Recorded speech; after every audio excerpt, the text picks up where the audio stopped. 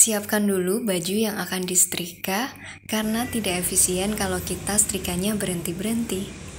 Misal sambil bolak-balik bajunya atau mungkin sambil pasang kancing pada baju.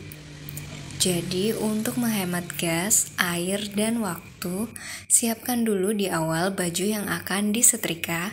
Bisa ditumpuk dulu dalam keranjang seperti ini supaya rapi dan tidak tercampur antara baju customer satu dengan yang lainnya. Selanjutnya kita isi dulu setrika uapnya dengan air. Semua tuas harus dibuka pada saat pengisian air. Kompor kondisi mati dan tekanan harus 0 pada saat pengisian air. Silahkan tuangkan air sesuai kebutuhan. Pada bagian sampingnya ada pengukur ketinggian air di dalam tabung. Jadi dengan pengukur ini kita bisa sesuaikan berapa banyak air yang perlu kita tuangkan. Air yang kita masukkan akan berpengaruh pada kecepatan tekanan uap naik. Jadi jika diisi penuh, butuh waktu lebih lama daripada diisi air separuh saja. Jadi silahkan sesuaikan dengan jumlah baju yang akan disetrika. Saya menggunakan air isi ulang supaya tidak menimbulkan kerak di dalam tabung. Karena jika memakai air PDAM akan menimbulkan kerak.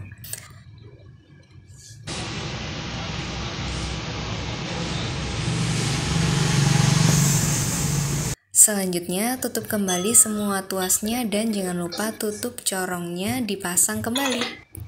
Pastikan LPG-nya sudah terpasang. Lalu nyalakan api kompornya. Gunakan api kecil yang berwarna biru seperti ini untuk mendapatkan tekanan yang stabil. Karena jika menggunakan api besar, tekanannya memang cepat naik, tapi cepat turun juga, jadi tidak stabil. Kita tunggu tekanannya naik hingga mencapai angka 40. Setelah tekanan uapnya ada di angka 40, setrika sudah siap digunakan. Sebelum mulai setrika, kita buang dulu endapan air yang ada di kepala setrika uapnya. Longgarkan dulu bagian ini. Lalu buka tuas setrikanya.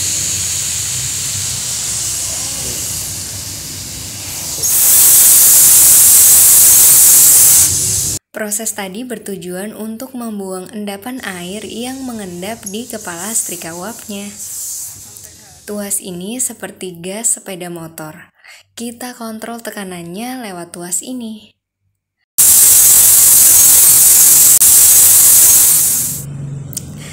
Tutup kembali lalu buka sedikit saja. Saya ulang ya. Tutup kembali lalu buka sedikit saja. Oke, setrika siap digunakan. Oh iya, satu lagi nih teman-teman. Setrika uap butuh meja khusus untuk setrika uap. Jadi meja ini bisa menyerap uapnya karena bawahnya itu bolong-bolong dan permukaannya terbuat dari spons. Jika menggunakan meja biasa, lama-kelamaan mejanya akan menjadi basah. Persiapannya lumayan ribet ya teman-teman, tapi layak dengan hasilnya. Proses setrika dengan setrika uap ini jauh lebih cepat daripada menggunakan setrika konvensional. Panasnya yang maksimal dan kepala setrika uapnya yang berat membuat baju kusut bisa rapi dengan cepat. Tapi kita lumayan pegel nih tangannya kalau belum terbiasa ya. Terus kita tidak perlu khawatir dengan kasus baju bolong. Setrika konvensional biasanya pada tingkat panas tertentu kalau kita kelupaan atau kelamaan nempel pada pakaian, biasanya bajunya sampai bolong guys. Hal tersebut tidak terjadi pada setrika uap. Kain yang tidak boleh disetrika pakai setrika ini adalah kain spunbond karena akan bolong teman-teman. Konsumsi gas dan air untuk setrika uap lebih murah daripada biaya listrik untuk setrika konvensional. Mungkin karena mampu merapikan baju dalam waktu cepat ya. Jadi begitu kita hitung ternyata jatuhnya lebih murah setrika uap. Tekanan akan turun setelah beberapa saat penggunaan setrika.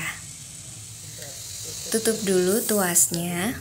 Sambil nunggu tekanannya naik lagi, kita bisa sambil istirahat dulu ya.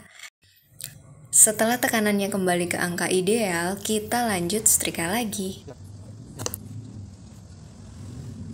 Penting juga untuk cek air secara berkala. Jangan sampai kehabisan air karena bisa menyebabkan tabungnya gosong ya teman-teman. Jadi wajib cek setiap beberapa menit.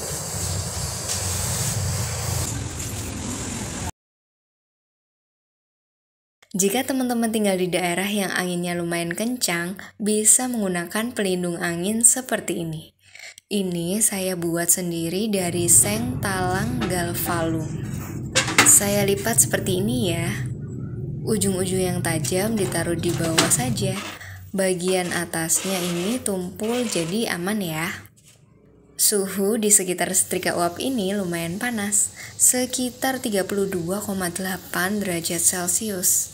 Jadi idealnya ada pendingin di ruangan setrika.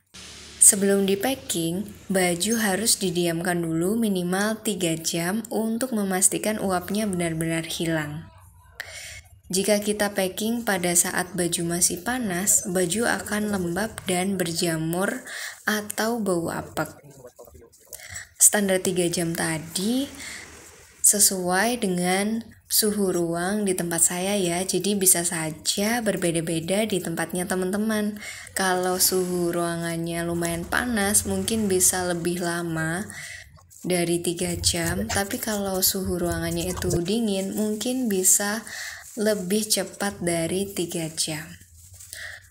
Oke, sampai di sini dulu tutorialnya. Like jika suka dengan video ini. Silakan komen jika ada pertanyaan. Bye!